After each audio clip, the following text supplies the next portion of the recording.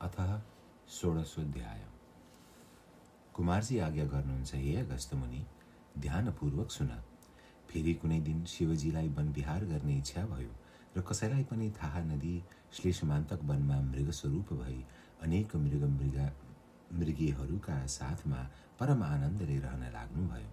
यता पार्वतीले महादेवलाई नदेखी अनेक स्थानमा खोजिन्, तर कहीँ भेट्टाउन नसकी महादेवले अघि पनि मलाई यसै गरी दुःख दिनुभयो, अब फेरि कहाँ जानुभयो होला भनी ध्यान दृष्टिले विचार गर्दा श्लेषमान्तक वनमा मृगरूप बनेर विहार गरिरहेको थाहा पाइन् र आफू पनि बागमती नदीको किनारमा गएर अनेक कष्ट खपी तपस्या गर्न लागिन्। कैलाशमा शिव पार्वती दुवैलाई नदेखी ब्रह्मादि देवताले स्थान स्थानमा खोजी गरे, तर कहीँ पनि पत्ता लगाउन सकेनन् र हार मानी आफ्ना आफ्ना आश्रममा जान लाग्दा बागमती नदी किनारमा पार्वतीलाई तपस्या गरिरहेकी देखेर सबै देवताहरूले प्रणाम गरी सोधे, हे जगतमाता, कैलाशमा हजुर र महादेव बिना संसारै शून्य जस्तो भयो र हामीहरू असहाय अनाथ जस्ता भयौँ।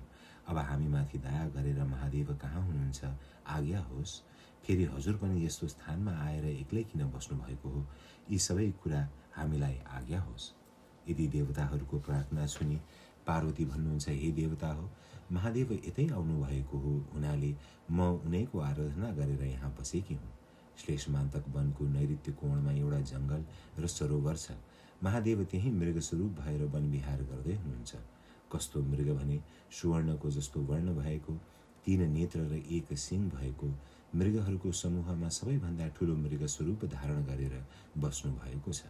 अब तिमीहरू त्यहीँ गएर खोजी गर अनि महादेवको दर्शन पाउनेछौ। पार्वतीको वचन अनुसार देवताहरूले त्यहीँ गई खोजी गरे, तर पाउन सकेनन्। ब्रह्मा, विष्णु, इन्द्र तीनै देवताले अनेक स्तुति गर्दै खोज्न लागे। उसै बेला अकस्मात लाखौं मृगको एउटा समूह देखे। त्यही फौजका माझमा अत्यन्त राम्रो 3 नेत्र, 1 सिङ र सुवर्ण झै वर्ण भएको सबैभन्दा ठुलो मृगलाई परैबाट देखे। त्यस मृगलाई आउन लागेको यी तीनै देवताहरूले देखेर अलि नगिच गई बिन्ती गरे, हे भगवान, कैलाश शून्य भएको धेरै दिन भयो। हे दयासागर, हामी त्रिदेव ब्रह्मा, विष्णु, इन्द्रमाथि दया गरी दर्शन दिनुहोस्। यस्तै अनेक स्तुति गर्दै मृगस्वरूप शिवका नजिक गए। आफूतिर आउन लागेको देवतालाई देखेर रुद्र मृग उफ्री उफ्री भाग्न लागे। रुद्र मृगको त्यस्तो चाला देखेर विष्णु भगवान भन्नुहुन्छ, हे देवेन्द्र, हामीहरूको प्रार्थनाले महादेव चैतन्य हुने भएनन्। अब हामी 3 व्यक्तिले 3 तर्फबाट घेरा दिएर समातौँ। विष्णुको यस्तो वचन सुनेर हुन्छ भनी 3 देवताले तीनैतिरबाट उभि घेरा दिएर रुद्र मृगको सिङको जरामा विष्णुले र माझमा ब्रह्माले र टुप्पोमा इन्द्रले बलपूर्वक समाते। ती त्रिदेवले समाउना साथ रुद्र मृग अन्तर्ध्यान भए। सिङ मात्रै त्रिदेवका हातमा रह्यो। त्रिदेवले बेसरी समातेका हुनाले त्यो सिङ 3 टुक्रा भई तीनै देवताका हातमा 1-1 टुक्रा आयो। त्यस्तो भएको देखेर यो हामीले ठुलो अपराध गर्यौं, साह्रै अनर्थ भयो, अब के गर्ने भन्दै तीनै देव, हे शम्भो, हामीहरूको यो अपराध क्षमा गरी बक्सियोस् भनी स्तुति गर्न लागे। ब्रह्मा, विष्णु र इन्द्रले त्यसरी स्तुति गरेको देखेर दयाका सागर महादेव प्रसन्न भई ज्योति स्वरूपको दर्शन दिनुभयो। अनि देवताहरू खुसी भई दण्डवत प्रणाम गर्दा भए। अनि महादेव आज्ञा गर्नुहुन्छ, हे देवता हो, तिमीहरूको स्तुतिले म प्रसन्न भएँ, वर माग। महादेवको त्यस्तो आज्ञा सुनेर ब्रह्मा, विष्णु र इन्द्र बिन्ती गर्दछन्, हे प्रभु, हजुरको ध्यान कहिले पनि नबिर्सौँ, सदा हाम्रो हृदयमा रहिरह्योस्। अरू हामीलाई केही पनि वर चाहिन्न, केवल हजुरका चरणको भक्ति चाहन्छौँ। देवताहरूको त्यस्तो वचन सुनेर महादेवले तथास्तु भन्नुभयो। फेरि तीनै देवले भने, हे ईश्वर, यो हजुरको सिङ 3 टुक्रा पारेको हामीहरूको अपराध क्षमा गरी यी सिङका 3 टुक्रा के गर्ने हो, आज्ञा होस्। अनि शिवजीले आज्ञा गर्नुभयो, हे देवता हो, मेरो सिङ 3 टुक्रा परेको तिमीहरूलाई कुनै अपराध लाग्दैन र शङ्का मान्नु पर्दैन। बरु इन्द्रका हातको इन्द्रलोकमा, ब्रह्माका हातको मर्त्य मण्डल नेपालको गोकर्ण भन्ने स्थानमा र विष्णुको पातालमा लगेर स्थापना गर्नु। यदि शिवजीको आज्ञा सुनि ब्रह्मा, विष्णु र इन्द्र तीनै देवताले दण्डवत प्रणाम गरी विदा भएर उपरोक्त तीनै स्थानमा सिङ स्थापना गरेर आफ्ना आश्रममा गए। अनि महादेव सरासर गएर तपस्या गरिरहेकी पार्वतीलाई काखमा लिई त्यहाँबाट अन्तर्ध्यान भएर कैलाश पर्वतमा पुगी नन्दी भृङ्गी चतुष्ठी योगिनी भूत प्रेत पिशाच प्रमथगण सहित भई परम आनन्द साथ रहनुभयो। हे मुनि, त्यसपछि नैऋत्यकोण लङ्कापुरीबाट दशशिर रावण नित्य गोकर्ण आएर श्री महादेवका चरणमा दण्डवट गरी नाचगान गरी तपस्या गरेर जान्थ्यो। त्यही क्रमले निकै दिन बितेपछि एक दिन शिवजीले विष भाङ धतुरो खाई अचेत भइरहेको बेला रावण आएर दण्डवट गरी नाचगान र मृदङ्ग बजाई स्तुति गर्न लाग्यो र दिगम्बर शिव प्रसन्न हुनुभयो। अनि हे रावण, तेरो तपस्या र सेवाले म प्रसन्न भए, वरदान माग, जे मागे पनि हुन्छ। मेरो निम्ति संसारमा अदेय केही पनि छैन। महादेवको यस्तो वचन सुनि रावण भन्दछ, हे ईश्वर, हजुरको कृपाले मसँग सबै वस्तु छ, मलाई केही पनि चाहिन्न। रावणको त्यस्तो कुरा सुनि महादेवले फेरि आज्ञा भयो, हे रावण, केही एक थोक त नमागी सुख पाउन्नस्, लौ माग। शिवको त्यस्तो इच्छा बुझी रावणले मनमा विचार गर्यो, अब मैले माग्ने कुरा के छ र माग्ने। महादेवका काखमा बसेकी सकल लक्षणयुक्त यी पार्वती नै माग्दछु। यस्तो निश्चय गरेर बिन्ती चढायो, हे प्रभु, मलाई अरू केही पनि चाहिन्न, केवल एउटी पार्वती बक्सनुहोस् भन्यो र महादेवले लौ लैजा भनेर पार्वती जिम्मा लगाइदिनु भयो। रावण जगतमाता पार्वतीलाई पीठमा बोकेर शिवजीसँग बिदा मागी हिँड्यो। यो सबै कुरा वैकुण्ठनाथ विष्णुले थाहा पाई अनर्थ हुन आँट्यो भन्दै तत्काल हावा भन्दा पनि शीघ्र गतिले मोहिनी रूप धारण गरी रावण कहाँ पुगेर भन्नुभयो, हे महाशय, तिमी को हौ? कहाँबाट आइरहेका छौ? पीठमा बोकेकी सुन्दरी को हुन्? किन बोकेर ल्यायो र कहाँ लैजाने विचार छ?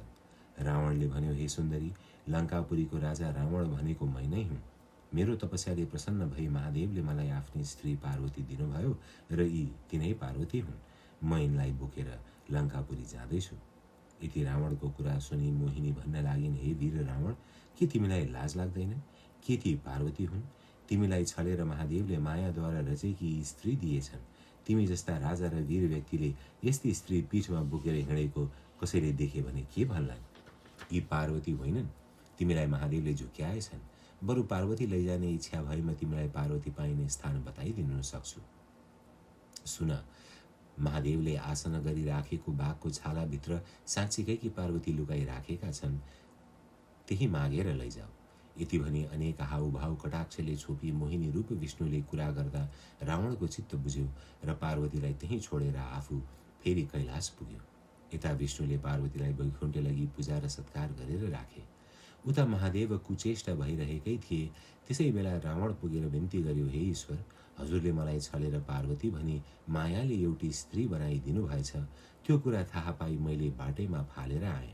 दिने इच्छा भए हजुरले आसन गरी राखेको बाघको छाला भित्रकी पार्वती दिनुहोस्।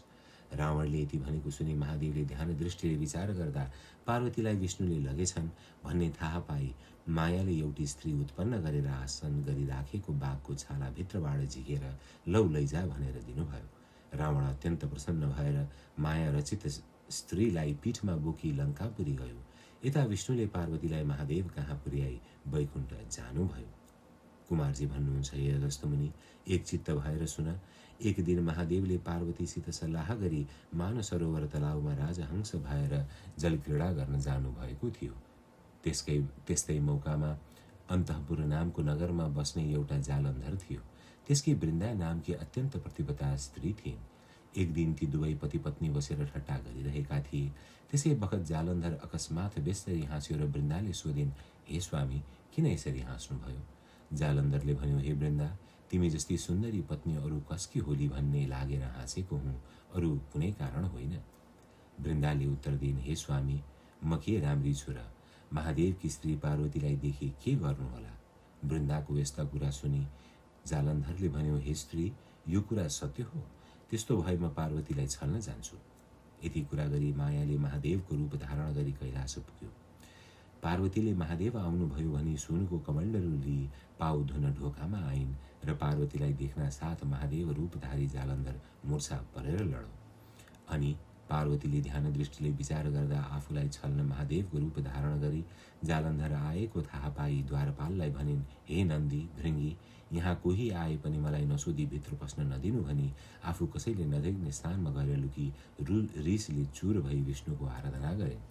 पार्वतीले क्रोधित भएर आराधना गरेको श्री विष्णु भगवानले थाहा पाई गरुडमा चढेर तत्काल कैलाश पर्वतमा पार्वती कहाँ पुग्नुभयो र भन्नुभयो, हे पार्वती, मलाई किन आराधना गरेकी भनी सोध्नुभयो।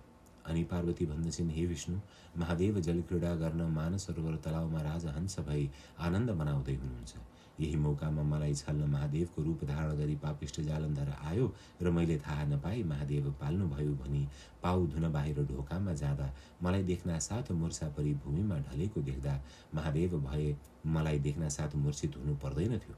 यो कुन पापी मलाई छल्न आयो होला भनी ध्यान दृष्टिले विचार गर्दा जालन्धर रहेछ भन्ने जानी द्वारपाललाई यहाँ कोही आए पनि भित्र नपठाउनु भन्ने आदेश दिएर यहाँ आई तपाईँको आराधना गरेकी हुँ। अब जे गर्नुपर्ने हो तत्काल गर्नुहोस्।